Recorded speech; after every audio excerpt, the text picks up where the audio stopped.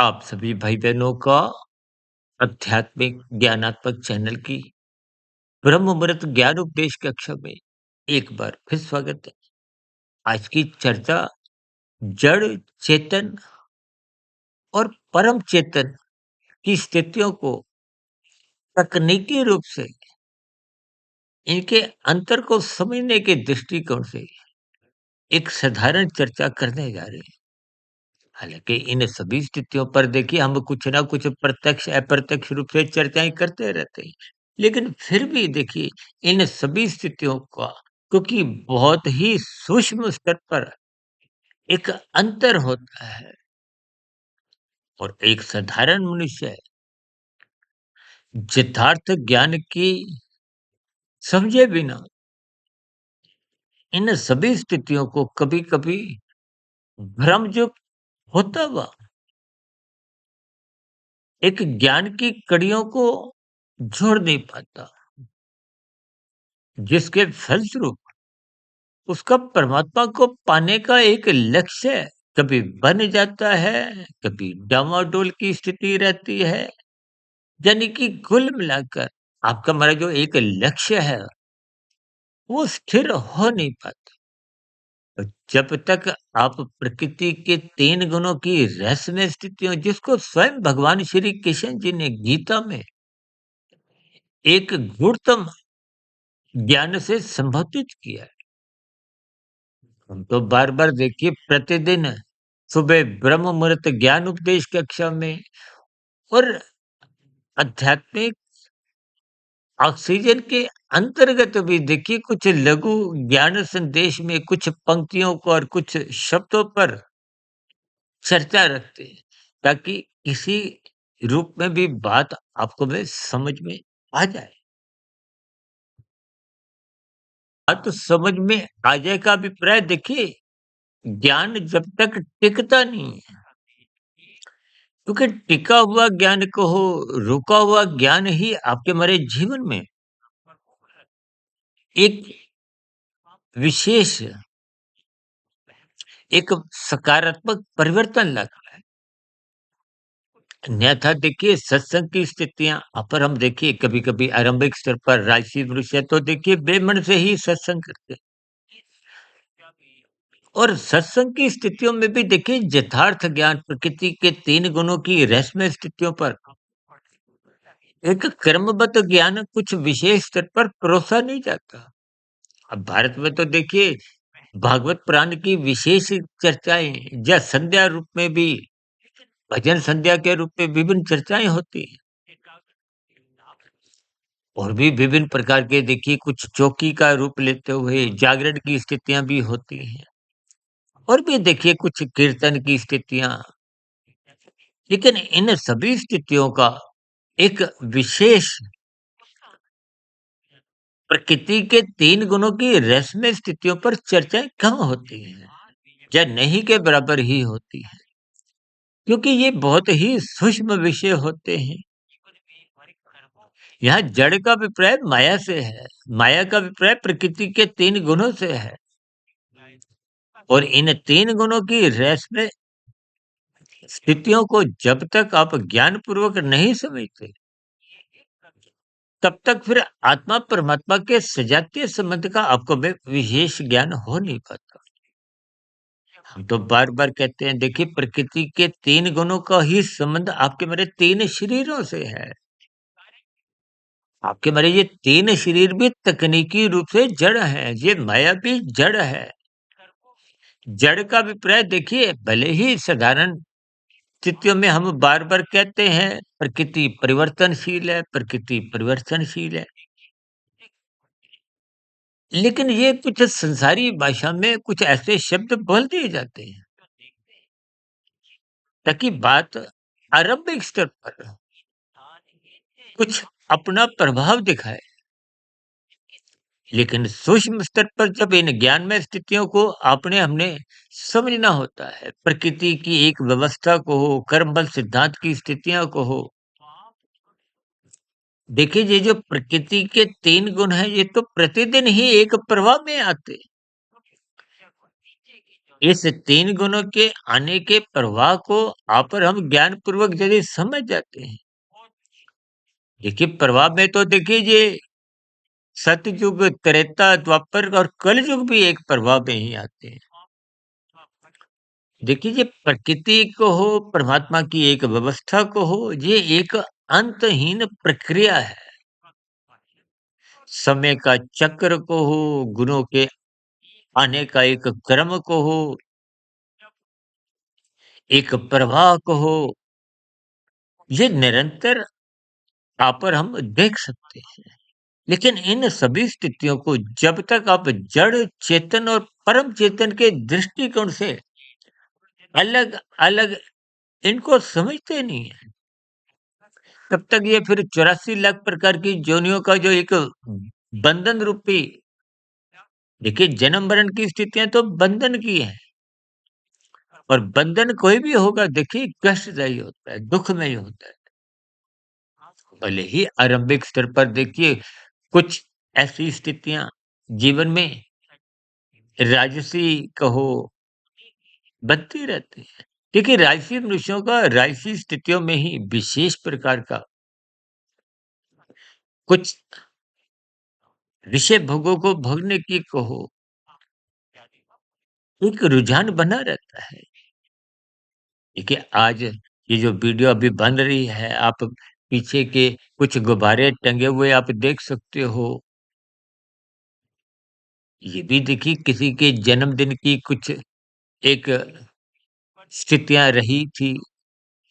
देखिए हम तो ब्रह्म मुहूर्त ज्ञान उपदेश कक्षा की जो वीडियो है, जहाँ कहीं भी देखिए कुछ ऐसा हमें स्थान मिलता है, जहाँ कहीं भी मैं रात गुज़ारता हूँ या आस-पास का जहाँ ऐसा जैसा कुछ माहौल होता है, तो उन परिस्थितियों में परमात्मा के विषयों को ही आधार में लेते हुए हम चर्चाओं को एक दिशा देते हैं। अब बात इसलिए मुझे स्पष्ट करनी पड़ी क्योंकि इस वीडियो में ही आपको विभिन्न प्रकार के गुब्बारे दिखाई दे रहे हों। देखिए हमने जन्मदिन से संबंधित भी बहुत वीडियो रखी हैं और अक्सर हम जन्मदिन की स्थितियों को कोई विशेष महत्व नहीं देते। का कारण है देखिए बच्चे तो एक तमोगुण से प्रेरित होते हैं। उनको तो कोई भौतिक ज्ञान की भी कोई एक विशेष रुचि नहीं होती। इसलिए बच्चों के जन्मदिन तक की तो स्थितियाँ एक उमंग उल्लास की बनी रहती है और बननी भी चाहिए। किसी भी स्थितियों में देखिए, राजसी स्थितियों में भी युवा वर्ग में एक प्रौढ़ अवस्था तक की स्थितियों में भी कुछ देखिए ये सभी जन्मदिन की स्थितियाँ कोई आपके हमारे जीवन में कुछ अवरोध नहीं लाती। ये अवरोध तब लाते हैं जब आप वृद्धावस्था की स्थितियों में शादी की सालगिरह हो, जन्मदिन की स्थितियाँ हों। देखिए जब सतोगुण एक परिपक्व अवस्था में उम्र के लिहाज से आ जाता है, क्योंकि तुम्हारे जीवन की देखिए मृत्यु की एक अंतिम स्थितियाँ, वो समय के साथ कहो, साँसों के साथ कहो, स्थूल शरीर के साथ कहो, वो जुड़ी हुई हैं। भले ही इस सच्चाई को आप और हम स्वीकार प्रत्यक्ष रूप से नहीं भी करते। उसके पीछे का कारण क्या है कि आप जड़ चेतन और परम चेतन की एक सत्ताओं का क्रमबद्ध ज्ञान नहीं रखते। तो ऐसी स्थितियों में फिर वो मृत्यु का भय कहो बना रहता है। मनुष्य जीवन के लक्ष्य की एक विशेष प्रकार सा ज्ञान होता नहीं। जब ज्ञान का अभाव होता है तो रजोगुण और तमोगुण की ही स्थितियां बनी रहती है। ये जितने भी संसारी सुख हैं, संसारी वैभव हैं, संसार से जुड़ने की स्थितियां को ये मौज मस्ती की स्थितियां आजकल तो देखिए मौज मस्ती की स्थितियों में मादक पदार्थों का सेवन होने से उनमें तामसी स्थितियां मजबूत बनती जा रही है। आजकल तो देखिए प्री वेडिंग की स्थितियों में भी कुछ ऐसी ही स्थितियां देखने को मिलती हैं। इसका अभिप्राय ये है, इन सभी स्थितियों में मनुष्य का रुझान तभी बनता है जब मनुष्य को जड़ चेतन और परम चेतन का एक क्रमबद्ध ज्ञान समझ नहीं आता। देखिए शास्त्रों में बार बार इस जड़ चेतन और परम चेतन की स्थितियों पर प्रकाश डाला है। हालांकि चेतन और परम चेतन में केवल परम शब्द का ही एक मूलभूत अंतर है। चेतन का अभिप्राय देखिए चेतनता से है। अभी मैं जो बोल रहा हूँ, मेरे भीतर आत्मा के कारण ही वो चेतनता बनी रहती है। चेतनता को हो, शक्ति को हो, ज्ञान को हो, क्रिया को हो। जैसे प्रकृति के 3 गुण तकनीकी रूप से देखिए जड़ हैं। जड़ में जो भी उनके स्वभाव होते हैं, तभी तो हम कहते हैं ना, देखिए इन 3 गुणों के अलग-अलग स्वभाव हैं। तमोगुण को पदार्थों से, रजोगुण को क्रिया से, सत्वगुण को ज्ञान से जोड़कर अक्सर हम अपनी चर्चाओं में एक विशेष स्थितियाँ समझाते हैं। यानी कि जड़ का अभिप्राय माया से है और आपका हमारा जो 3 शरीर हैं। देखिए अभी मैं स्थूल शरीर में शब्दों द्वारा जो एक जिह्वा द्वारा जो शब्द बोल रहा हूँ, वीडियो एक गति ले रही है। मेरा शरीर हिल-डुल रहा है, आप सुन रहे हो। ये सभी स्थितियाँ जड़ होते हुए भी इस शरीर में जो क्रियाएँ होती हैं, वो चेतन सत्ता के कारण होती हैं। अक्सर आप भाई-बहन देखिए अपने नाखून काटते हो, नाखून जब भी काटते हो, नाखून काटते हैं या आप शेव बनाते हो या आपके नाई द्वारा जब आपके बाल काटे जाते हैं, इनमें भी देखिए जब ऊपरी-ऊपरी स्तर पर स्थितियाँ होती हैं, तो आपको में पीड़ा नहीं होती। यानी कि जड़ बालों को जब या शेव करने की स्थितियाँ हैं या नाखून काटने की स्थितियाँ हैं, जब कहीं कुछ लापरवाही के कारण जब वो जड़ से भीतर चेतन एक स्थिति को कुछ रुकावट आती है, तो आपको में पीड़ा होती है। उस पीड़ा का नाम ही देखिए, उस वेदना का नाम ही एक चेतनता के कारण है। अब देखिए ना, यहाँ गुब्बारे टंगे हुए हैं, पीछे दीवार है, जिस कुर्सी पे मैं बैठा हूँ, ये लैपटॉप है। ये तकनीकी रूप से जड़ हैं। जड़ को कोई कष्ट नहीं होता। अब लैपटॉप किसी कारणवश यदि गिर जाए, मोबाइल गिर जाए, कुर्सी टूट जाए, टूटने के बाद उसमें देखिए आपको में कष्ट इसलिए होता है क्योंकि इसमें जड़ भी है और चेतन भी है और परम चेतन सत्ता भी है। देखिए स्थितियों को थोड़ी गंभीरतापूर्वक बात समझिए। जड़ में किसी भी प्रकार की देखिए अपने आप को कुछ नुकसान होता है, उसको पीड़ा नहीं होती। आप स्कूटर चला रहे हो, गाड़ी चला रहे हो, उसकी जब टक्कर लग जाती है, आपको कोई अगर नुकसान नहीं हुआ, तो वो जो जड़ कार को, स्कूटर को जो नुकसान हुआ, उसमें कार को कोई पीड़ा नहीं होती। यानी कि जड़ स्थिति को किसी भी प्रकार की कोई पीड़ा नहीं होती।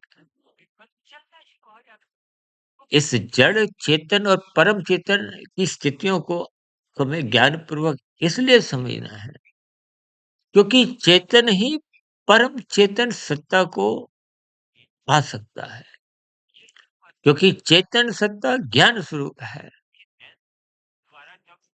देखिए एक शब्द हम अपनी चर्चाओं में अक्सर बोला करते हैं ना, सच्चिदानंद। इस सच्चिदानंद शब्द में सत्य, चित, आनंद, ये 3 अलग-अलग शब्द उस एक शब्द में ही जुड़े हुए हैं। सत्य शब्द माया के लिए आता है। तमोगुण, रजोगुण और सत्वगुण की स्थितियाँ हैं। ये नित्य हैं, इसलिए तो कहते हैं ना ये माया जड़ है।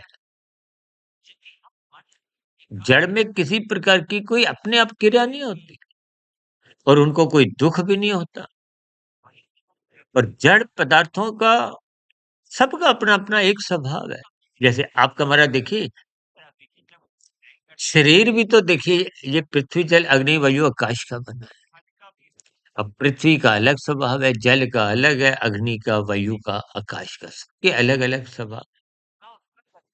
यानी कि उनका स्वभाव को, उनका धर्म को हो, उनकी एक प्रकृति को हो, देखिए ये शब्द कुछ अलग-अलग होते हुए भी इनके अर्थ, भावार्थ एक समान है। इन सभी स्थितियों को आपको जड़ चेतन और परम चेता की अलग-अलग स्थितियों में एक अलग-अलग दृष्टिकोण रखते हुए बात की गहराई को समझना है। यानी कि इन सभी स्थितियों का अभिप्राय की मूल स्थिति को समझना है। देखिए तमोगुण, रजोगुण ये 2 गुण बंधनदायक शास्त्र बार-बार कहते हैं। सत्वगुण मुक्तिदायक। तकनीकी रूप से तो देखिए तीनों जड़ है, लेकिन उन जड़ में भी 2 गुण बांधते हैं, 1 गुण मुक्तिदायक है। मुक्तिदायक का अभिप्राय देखिए इसलिए कहते हैं ना सत्संग करो और सत्संग करने का अभिप्राय क्या है कि आप ज्ञानमय स्थिति में अपने आप को स्थित हो। ज्ञान की स्थिति ही एक चेतन और परम चेतन सत्ता को एक समझ सकती है। देखिए चेतन सत्ता ज्ञान स्वरूप है। ज्ञान में कभी भी आनंद नहीं होता। हालाँकि देखिए आत्मा परमात्मा का सजातीय संबंध है। जब आप ज्ञान स्वरूप में आत्मस्थित हो जाते हो, देखिए आत्मा ज्ञान स्वरूप में कहते हैं ना आत्मस्थित होते हुए, अभी कुछ रोज पहले हमने एक चर्चा रखी थी ना वृत्तियों के ऊपर या चित्त की स्थितियां समझो। मूढ़ अवस्था का अभिप्राय एक तामसी स्थितियों से है। एक क्षिप्त का अभिप्राय संसारी विषय भोगों में जो आपकी हमारी शक्ति होती है ना गंध, रस, रूप, स्पर्श, शब्द की, वो एक क्षिप्त स्थितियां होती हैं। चंचलता कहो, रुझान कहो। आज एक संसारी मनुष्य में देखिए विषय भोगों के प्रति जो एक लोलुपता होती है और एक होती है विक्षिप्त जिसमें आपकी ज्ञान के प्रति रुचि होती है। अब ज्ञान के प्रति रुचि होने से ही मनुष्य जड़, चेतन, परम चेतन की अलग-अलग सत्ताओं को ज्ञानपूर्वक समझने की उसमें रुचि होती है। यदि किसी में इन सभी स्थितियों को समझने की कोई रुचि नहीं है, कभी-कभी मनुष्य क्या ऐसा समझता है कि इन 3 स्थितियों को क्या समझना? इसका अभिप्राय क्या है कि उनकी इन सभी स्थितियों को जानने की रुचि नहीं। देखिए स्थूल शरीर तो माता के गर्भ में इसका निर्माण हुआ है। एक समय विशेष में इसकी अलग-अलग अवस्थाएँ आती हैं। गर्भाकाल, फिर शिशु काल, बचपन अवस्था, किशोर अवस्था, युवावस्था, प्रौढ़ावस्था, वृद्धावस्था, फिर अंतिम स्थिति मृत्यु की। इन सभी स्थितियों को देखिए मनुष्य जीवन में एक विशेष महत्व रखते हुए इन सभी स्थितियों में देखिए तमोगुण, रजोगुण और सत्वगुण की अलग-अलग अवस्थाएँ हैं। किशोरावस्था से पूर्व की तो तामसी स्थिति अधिक होती है। किशोरावस्था से रजोगुण जगने लगता है, युवावस्था में ये नाचने लगता है। इसी युवावस्था की स्थितियों को विवाह के संस्कार से इसलिए जोड़ा गया कि तन के स्तर पर ये रजोगुण एक मर्यादा में रहता हुआ ही इससे अधिक नाचे नहीं। नाचेगा तो फिर ये देखिए ये जो आजकल लिव इन रिलेशनशिप की स्थितियाँ हैं, तन के स्तर पर विभिन्न प्रकार के देखिए कुछ बिखराव आने लगते हैं। विषय भोगों की वासनाएँ कहो, लेकिन ये सब राजसी स्थितियाँ हैं। शास्त्रों में तो स्पष्ट शब्दों में स्त्री-पुरुष का जो आपसी आकर्षण है, उसको रजोगुण से जोड़ा गया। अब प्रौढ़ अवस्था के बाद रजोगुण कमज़ोर होने लगता है, सतोगुण जगने लगता है। तो कहते हैं ना वृद्धावस्था में परमात्मा के मार्ग पर चलने की एक विशेष स्थितियाँ बनने लगती हैं। इस जड़ चेतन और परम चेतन स्थितियों का ज्ञान लेने की जो एक विशेष रुचि सात्विक मनुष्यों में ही होती है। वृद्धावस्था की आसपास की स्थितियों में जब मृत्यु की कुछ स्थितियों का बोध होने लगता है, ये जन्म मरण की स्थितियों का कुछ विशेष ज्ञान मिलने लगता है, तो उस समय विशेष में इन सभी स्थितियों को ज्ञानपूर्वक समझने के लिए एक जिज्ञासा उत्पन्न होती है। शास्त्रों में तो 4 भक्त आर्थ अर्थार्थी, जिज्ञासु और ज्ञानी, ज्ञानी को ही प्रेमी भक्त कहा गया। ये प्रेमी भक्त का अभिप्राय जब आपका परम चेतन सत्ता से एक विशेष स्थितियाँ सम्मुखता बनने लगती हैं। शास्त्रों में कर्म योग, ज्ञान योग, भक्ति योग की स्थितियाँ समझाई गई। ये योग की स्थितियाँ का अभिप्राय ही क्या है? जब आत्मा को परमात्मा को पाने का एक लक्ष्य बन जाता है। जब तक संसार को पाने का लक्ष्य होता है तो परमात्मा को जानने की कोई विशेष रुचि होती नहीं है। भले ही सत्संग करते हुए कुछ साधारण परिस्थितियों में मनुष्य कर्मकांड करता हुआ इन सभी स्थितियों में थोड़ा बहुत उसका रुझान होता है। लेकिन बहुमत को देखिए, जैसे संसद में जिसका बहुमत होता है, जिस दल की एक संख्या बल अधिक होती है, प्रधानमंत्री उन्हीं का ही होता है। यानी कि आपका हमारा जो प्रधान गुण है, कार्यशील का स्वभाव है, संस्कार है, जहाँ उसका रुझान होता है वैसे ही मन बुद्धि के स्तर पर विचार आते हैं। वो विचार ही तो आपके हमारे स्थूल शरीर रूपी यंत्र को एक दिशा देते हैं, चलाते हैं। अब जिनका रुझान संसारी सुखों को भोगने का होता है, तो उनके मन बुद्धि के स्तर पर वैसे ही विचार आते हैं, योजनाएँ बनती हैं। आज वहाँ जाना है, आज वहाँ शॉपिंग करनी है, आज इस जन्मदिन की पार्टी में जाना है, आज शादी की सालगिरह में जाना है। देखिए, एक साधारण परिस्थितियों में बात को समझने के लिए इन सभी स्थितियों को आप 3 गुणों से, 3 शरीरों से और जड़ चेतन, परम चेतन की सत्ता को आप पहचान सकते हो। क्योंकि जड़ का संबंध चेतन सत्ता से नहीं है, भले ही जड़ और चेतन इकट्ठे ही रहते। देखिए, आपका हमारा शरीर, स्थूल शरीर जड़ है, सूक्ष्म शरीर भी जड़ है, कारण शरीर भी जड़ है, तकनीकी रूप से। आत्मा चेतन तत्व है और परमात्मा परम चेतन सत्ता है।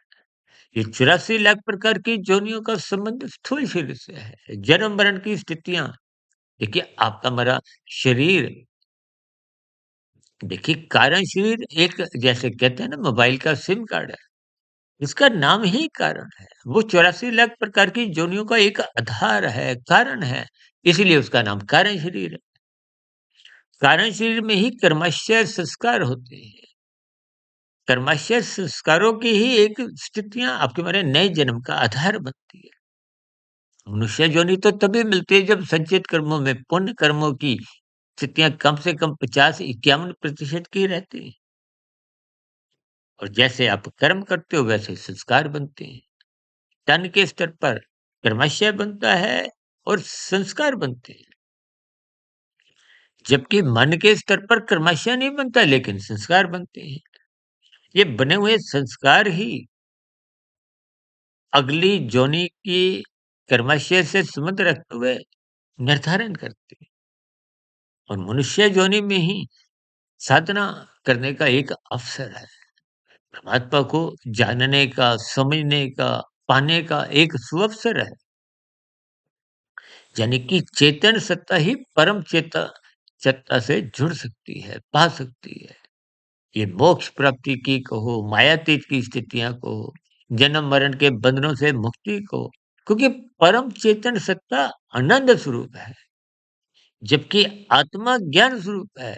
जब आपकी चेतनमय स्थिति पूर्ण रूप से बन जाती है, देखिए जब बहुमत के स्तर पर परमात्मा की सम्मुखता बढ़ जाती है, यानी कि जब आत्म स्वरूप की स्थिति 50% से अधिक बढ़ जाती है, तराजू का एक पलड़ा एक तरफ वजन के कारण कहो, महत्व के कारण बढ़ जाता है, तो फिर परमात्मा को पाने का लक्ष्य बन जाता है। कर्म योग, ज्ञान योग, भक्ति योग, ये ज्ञान में स्थितियाँ फिर परमात्मा की ओर ले जाती है। ये साधना की स्थितियाँ हैं।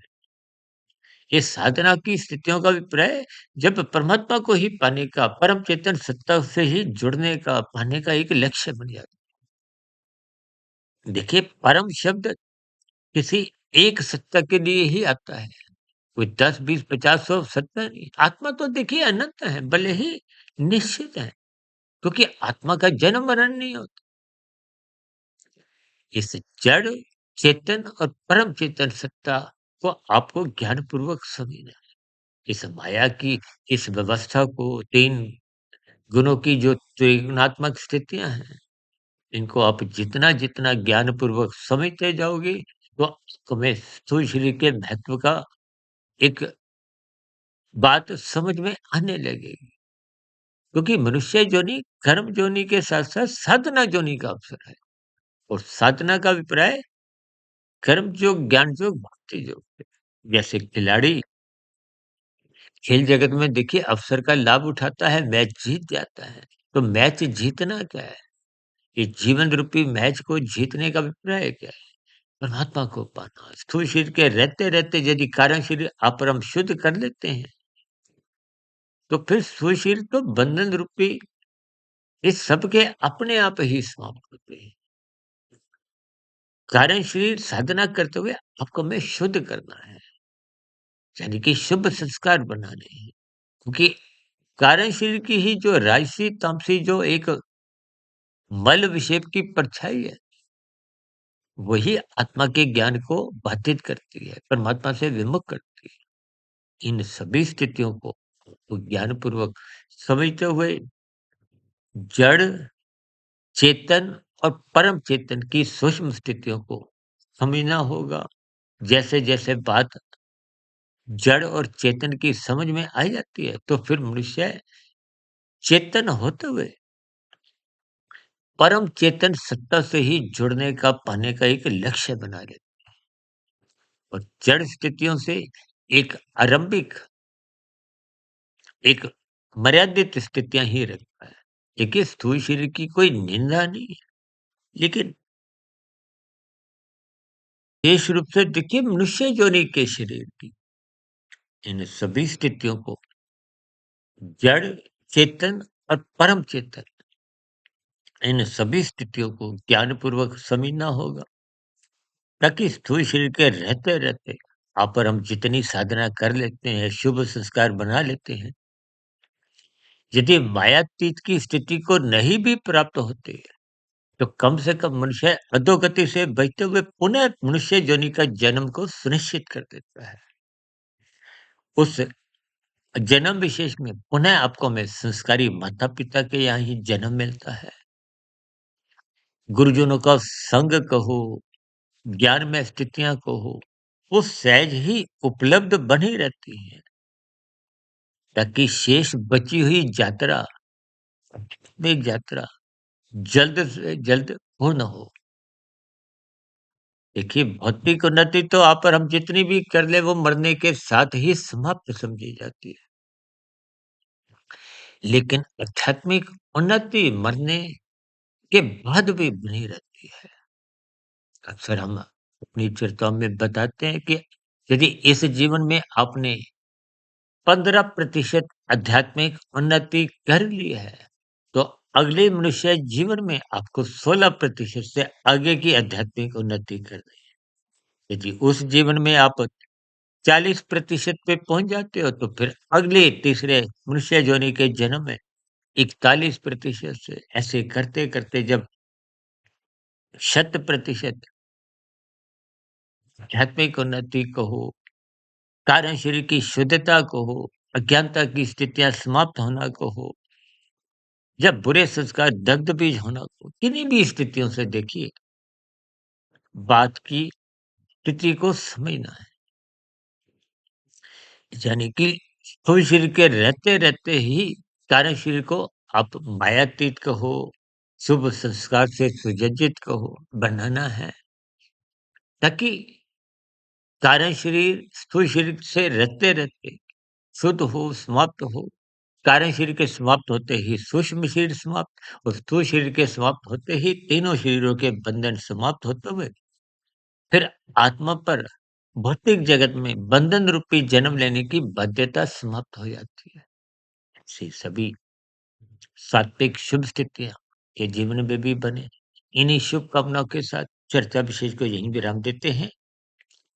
दिन में आध्यात्मिक ऑक्सीजन के अंतर्गत और शाम को सर्व कल्याण वृक्ष की प्रश्नोत्तर ज्ञान कक्षा में पुनः मिलेंगे और कल सुबह ब्रह्म मुहूर्त ज्ञान उपदेश कक्षा में फिर कोई एक सैद्धांतिक बात को लेते हुए कोई एक नई चर्चा रखेंगे। तब तक सुधीर भाटिया फ़कीर को इजाज़त दें। फिर भी वीडियो संबंधित कोई बात आज भी आपको समझ नहीं आई हो, तो आपके मन में जो भी प्रश्न उठ रहा हो, के प्रश्नों का, सुझावों का और शिकायतों का नीचे दिए गए कमेंट्स बॉक्स पर सदा ही स्वागत है। चर्चा विशेष को ध्यानपूर्वक, धैर्यपूर्वक और गंभीरतापूर्वक सुनने के लिए आप सभी भाई-बहनों का बहुत-बहुत धन्यवाद।